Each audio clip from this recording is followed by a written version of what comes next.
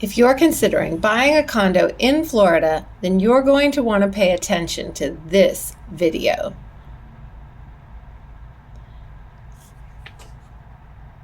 Everyone saw what happened in Surfside a few years ago, and because of that tragedy, the state of Florida recently passed a law that is now starting to massively change how condos are managed and the process of buying a condo in Florida.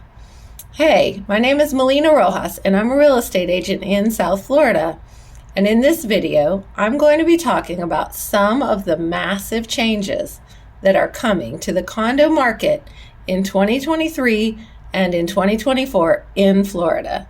So whether you're already a condo owner or you're thinking about buying one, make sure you watch this video until the end to find out exactly which documents you need to get in order to protect yourself. So starting in 2025, new Florida state law will require condo boards of buildings that are 3 stories or higher to set aside money to cover the cost of future major repairs. Not for cosmetic things like new carpet, paint, lobbies, things like that, but for major items like plumbing replacement, concrete restoration, impact windows, roofs, and more.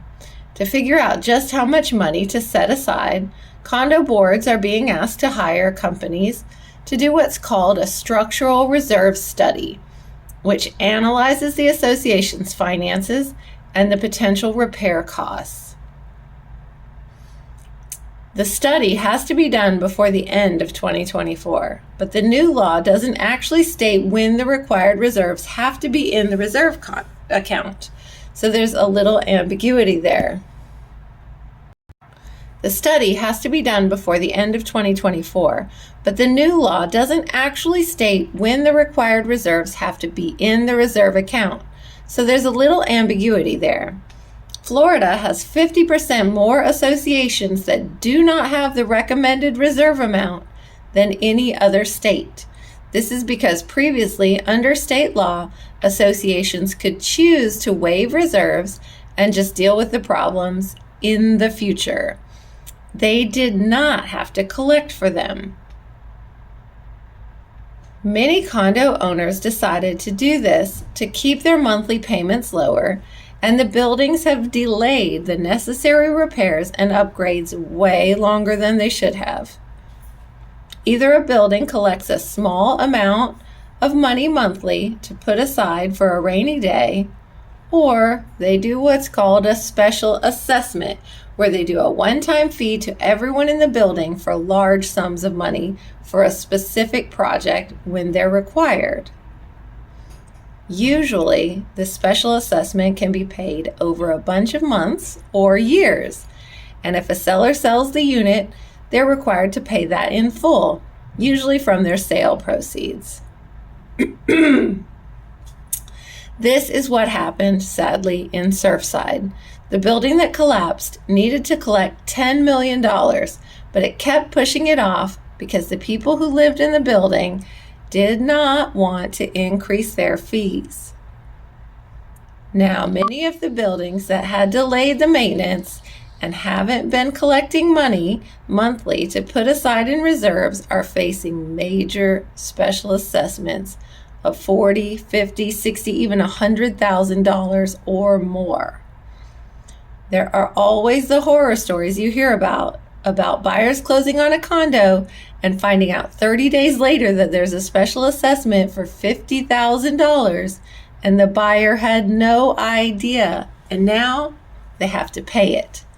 So to prevent that, our team requests all the documents that we would need to determine if there are any upcoming assessments.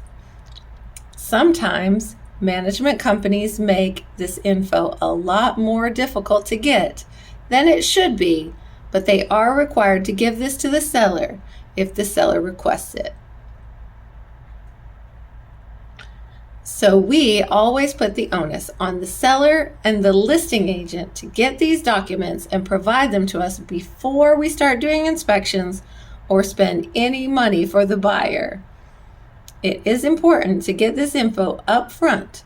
Otherwise, if you're the buyer, you could spend over $1,000 on inspections, appraisals, association application fees, and more, only to find out that right before closing, there's a special assessment.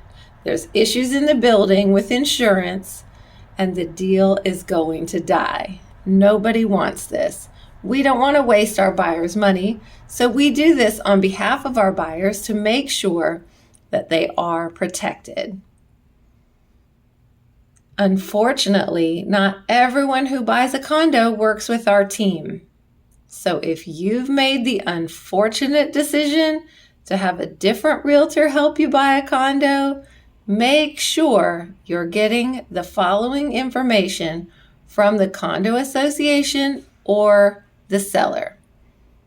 Number 1, the Declaration of Condominium and all of its amendments. Number 1, the Declaration of Condominium and all of its amendments. Number 2, the Articles of Incorporation of the condo. Number 3, the bylaws. Number 4, the rules and regulations. Number 5, the association budget. Number 6, the year-end financial information.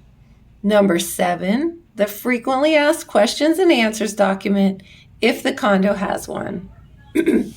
Number 8, condo association common area insurance for hazard, flood, and wind. And number 9, the minutes of the last 4 association meetings.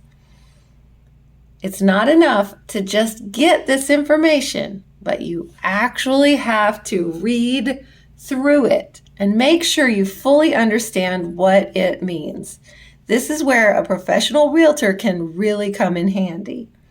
Most importantly, look through the budget to see how much is being collected monthly towards reserves, and look at the year-end financial info. See how much has already been collected and is sitting in an account specified for reserves. Ideally, you want to see that an association has at least 10% of whatever they collect every year sitting in a reserve account. Make sure you read the minutes of the condo board meeting to see if they're talking about any future assessments or other work that needs to be done in the building. Doing these tedious things up front and slowing the process down until you get everything can save you tens of thousands of dollars in unplanned expenses and potentially save your life. So if you're thinking about buying or selling a condo in South Florida, we are the condo experts. Make sure you give us a call or shoot us a text or send us an email. The agent you work with matters.